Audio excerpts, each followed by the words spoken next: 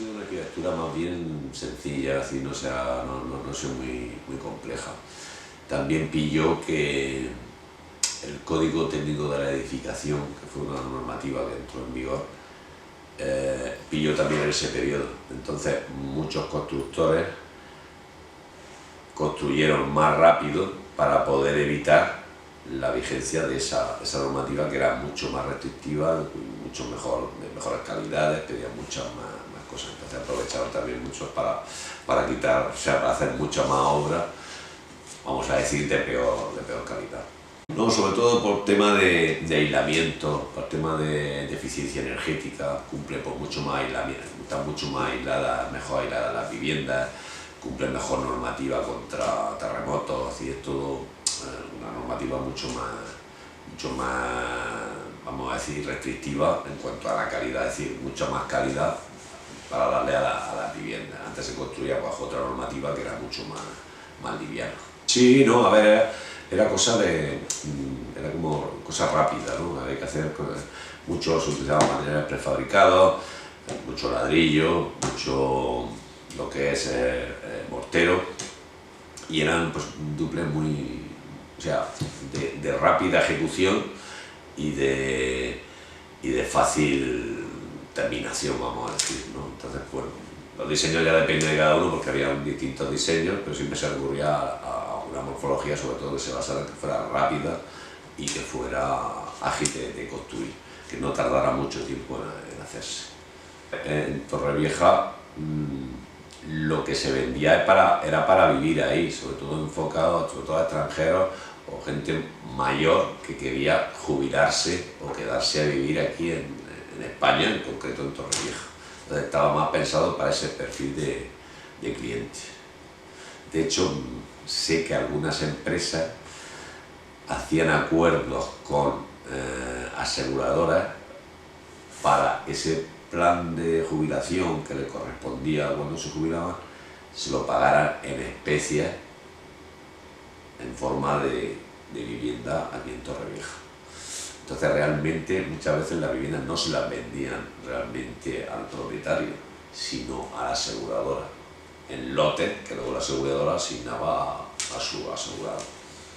A ver, había que comisionar a todo el mundo, es decir, todo el mundo estaba involucrado en esa maquinaria, es decir, a la hora de captar el cliente, a la hora de enseñar al cliente la vivienda, las inmobiliarias, todo estaba, vamos a decir, orquestado para que al final el cliente, cuando viniese, al final se quedara con la vivienda. Entonces, ¿qué ocurría? Que, claro, en relación al poder adquisitivo del cliente, la vivienda realmente era barata desde su perspectiva, aunque era cara desde la perspectiva del español, pero para el extranjero no era tan caro por el cambio del euro, todo esto, era bastante asequible, por lo que se hablaba así con la gente.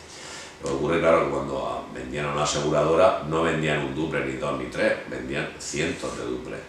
Claro, consiguen un mejor precio y al mismo tiempo se quitaban, vamos a decir, parte del abono de la jubilación, pues se lo quitaban en forma de especie. Entonces, a ellos les costaba el doble, por ejemplo, 200.000, pero realmente de cara al asegurado eran 250.000.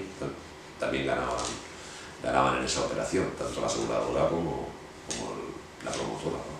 Yo sé que concertaban, porque ellos tenían, al final todos tenían esas oficinas o esas aseguradoras en el extranjero. Lo que hacían era, pues, reunir grupos para llenar grupos de compradores.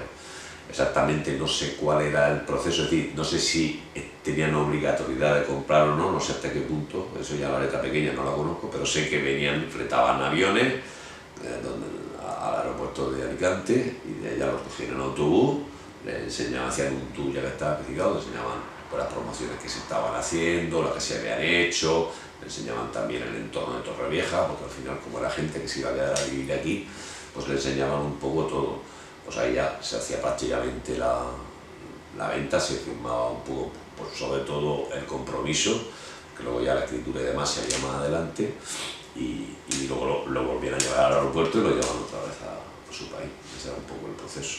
Hay muchas, yo no sé cómo se ha permitido, la verdad. Por ejemplo, construir más viviendas de las que podías. Si te permitían, imagínate, 10, pues encontrarte que habían hecho 14. Pero vamos a ver, entonces claro, hay gente que se ha quedado que no puede legalizar esa vivienda. Luego, construir en zonas fuera de ordenación, es decir, en zonas verdes.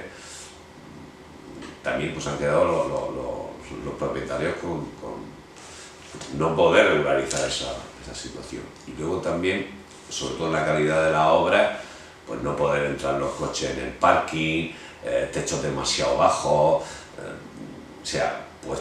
todo lo que es la estructura con grietas a todos los niveles, goteras, es decir, una calidad nefasta. O sea, no había control por parte de la administración de toda esa cantidad. O sea, era tan la cantidad de viviendas que se hacían que no había un control de la calidad de esa vivienda. Tú piensas que en cada transacción todo el mundo, o sea, hay varias gente que gana. Por ejemplo, si compras una compraventa de terreno, que es lo primero, pues hay un notario que tiene que registrar todas las escrituras, hay pues un vendedor de un terreno que se beneficia, un comprador que posteriormente va a construir. A la hora de construir, la ingeniería tiene que hacer los proyectos, o sea, hay una economía de profesionales detrás, abogados para redactar los contratos, se hacía la ejecución de la obra, es decir, eso requiere también de licencias de obra, licencias de ocupación, más impuestos. Al final el ayuntamiento recogían muchísimo dinero en forma de licencias, con lo que les interesaba, entre comillas, que hubieran las mayores licencias posibles, más economía había del ayuntamiento, y eso al final hacía que los ayuntamientos fueran, como decir, tuvieran liquidez. Los promotores vendían las viviendas con bastante especulación, es decir, al final las cosas se inflaban mucho por este proceso, y aparte que era una época donde había mucha inyección de dinero, es decir, había mucha liquidez, había muchísimo dinero, la gente tenía facilidad para comprar, los bancos a su vez concedían préstamos que a su vez suponen intereses, suponen ventas, es decir, al final todo el mundo se beneficiaba, y el que pagaba toda la fiesta es el que compraba la casa, el que compraba el inmueble. Ese era un poco el proceso. En cuanto los bancos dejaron de dejar dinero, de prestar dinero, claro, la gente ya no puede comprar. Al no poder comprar, pues claro, se paraliza todo lo que es la maquinaria de venta de lo que es. Nosotros, por ejemplo, como éramos ingeniería y arquitectura, lo primero que se deja de hacer son los proyectos. Entonces, claro, nosotros notamos la crisis pues casi dos o 3 años antes de realmente el estallido total, porque lo primero que se deja de hacer son los proyectos. Las obras siguen, de lo que ya se ha proyectado, se siguen ejecutando. ¿Qué pasaba? Que al final, en esa ejecución, mucha gente de la que había apalabrado en comprar ya no le concedían el dinero para poder comprar, con lo que ya no podían comprar. Al final, pues claro, eso empieza a hacerse el efecto dominó. Yo dejo de pagar, el constructor deja de pagar al banco, el banco o sea, empieza a embargar y todo el proceso de pagar. Eso se hizo muy acelerado, fue todo un un cataclismo, ¿no? Todo se paró en seco, todo, claro, toda la economía se paró en seco. Sí, bueno, a ver, el tema es que como había tanta liquidez, los bancos no filtraban mucho, es decir, cualquier persona podía ser promotor. Entonces, la gente compraba los terrenos o incluso los apalabraba, ponía un cartel de que se vendían y automáticamente que venía el cartel te compraban toda la urbanización o las viviendas que tuvieras a la venta. Porque también se daba el fenómeno de que comprabas una cosa en 10 y a los meses o al año valía 20. Entonces, claro, comprabas no para ti, sino para especular. O sea, al final es un esquema Ponzi, es decir, si entra más gente, pues más se van vendiendo, pero al final, ¿quién se queda con la vivienda al final? Pues el que se queda con la vivienda al final paga el doble o el triple de lo que realmente podía haber si lo hubiera alcanzado desde el principio. Pero es que no había ningún coto a la especulación. Tú podías comprar, ¿no? Había clientes que compraban edificios enteros, apalabraban edificios enteros y luego lo iban vendiendo ese piso a lo largo del tiempo mientras que se iba ejecutando la vivienda. Claro que al final, cuando estalló la burbuja, pues claro, los que habían apalabrado todo eso no tenían dinero para comprar, dejaron de pagar, los otros no podían cobrar, dejaron de pagar a sus proveedores, dejaron de pagar a banco, o sea, empezó todo pum, pum, pum, pum, a caer todo el mundo. Yo digo, nosotros, como éramos ingeniería, no es que nos dejaran de pagar, porque ahí todavía tienen dinero, pero nos dejaron de entrar trabajo nuevo. Nosotros fue más un frenazo en el tema del trabajo. Eso no nos pilló, vamos a decir, con deuda, no nos dejaron endeudados, vamos a decir, ¿no? Pero sí nos quedamos sin trabajo. Por supuesto, sí, es que había una ley del suelo que era muy, vamos a decir, liberal en ese sentido, es decir, cumpliendo ese requisito, enseguida un terreno cualquiera podía pasar a ser urbano, a recalificarse. Pero todo en el afán es decir, si se recalificaba, pagaba más impuestos, pagaba más IBI, tiene un mayor valor, luego el ayuntamiento recoge más, se puede construir, recoge licencias de obras y al final es toda una maquinaria de ingresar dinero al final. Bueno, era el que parecía que tenía el dinero, ¿no? Le daba la facilidad de dinero, pues al final, claro, cuando tiene dinero, claro, genera trabajo, genera muchísimo economía a su alrededor.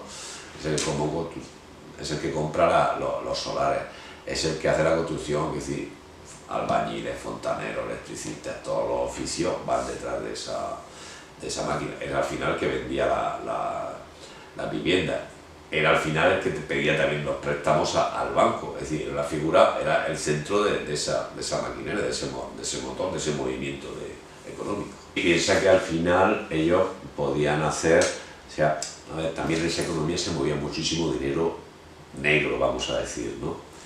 Y como generaba también tanto beneficio, pues había que darle un poco salida, es decir, un poco que aprovechar esa salida, pues ya que tengo que sacar el dinero, ya que tengo que moverlo, voy a influir, que ese dinero influya, pues en ese sentido. Entonces, pues, regalos, bueno, estoy convencido de que muchos políticos se dejaron llevar por vamos a decir, de hecho, pues muchos, ya pues vino todo el tema de la corrupción y demás, viene de ahí, es decir, había tanto dinero que movían que claro, financiaban partidos, financiaban ideas y financiaban pues, que te recalificaran terrenos que no eran posibles, de alguna manera, claro, controlaban todo el cotarro, eso a su vez le daba más dinero que al final le daba más influencia aún, era un poco así, no sé, como en México ahora que se ven los capos que controlan todo, pues era un poco en ese, era un poco mafioso la cuestión, sí, la verdad es que sí, es que era ese, ¿no? Y sí, era muy poderoso, era muy potente, además siempre tenían, pues eso, como yo digo, la alfombra roja para recibir y tal, porque al final piensa que ellos, con su economía, realmente eran los que movían toda la economía que un promotor se fuera de un pueblo o a otro, hacía que ese pueblo u otro fuera más rico o menos. Entonces, claro, todo al final giraba todo alrededor del dinero, ¿no? Sobre todo había muchos de los oficios que ganaban muchísimo dinero, como había la facilidad también claro, tú ganabas un sueldo muy alto, también el banco te daba facilidad para endeudarte.